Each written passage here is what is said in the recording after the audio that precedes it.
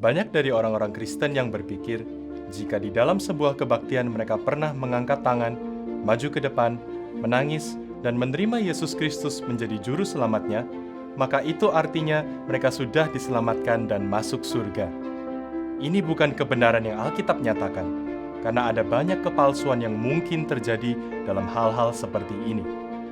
Alkitab menyatakan dalam Galatia 5 ayat 24, kalau seseorang adalah milik Kristus Yesus, maka dia akan mematikan dosa yang ada di dalam dirinya dan menyalibkan daging dengan segala hawa nafsu dan keinginannya.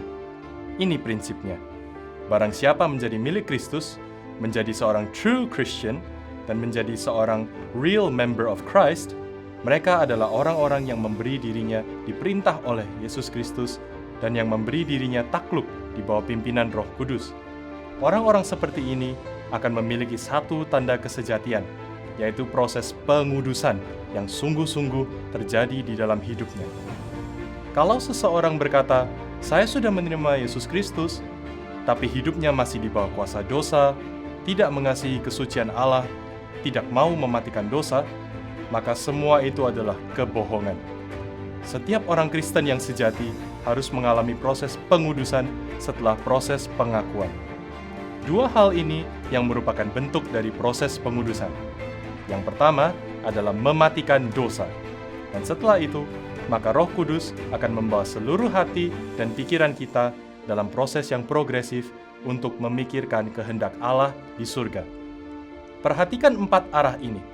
Alkitab menyatakan ini merupakan tugas-tugas penting yang Tuhan berikan kepada setiap orang Kristen yang sejati. Kepada Tuhan, setiap manusia harus hormat. Kepada setan, setiap manusia harus melawan. Terhadap diri, setiap daripada diri kita harus menyangkalnya. Dan kepada dosa, setiap daripada kita harus mematikan dosa. Hanya orang-orang yang adalah milik Kristus, maka di dalam hatinya ada Roh Kudus yang akan membawa dia menuju kepada pengalaman-pengalaman untuk mematikan dosa.